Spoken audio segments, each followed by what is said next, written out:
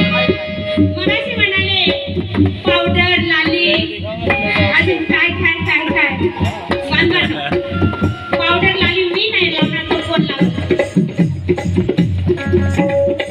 Powder लाली मीच लावणार ना काय काय मीच लावणार ना कारण माझ्या बाबाची जयंती आहे मी नाचेन सजेन नाचेन सुद्धा म्हणे पावडर लाली असं नका बोलू पावडर लाली मलाच लावायची आणि दुसरं कोण लावलं तर काय होईल No, no, no, no.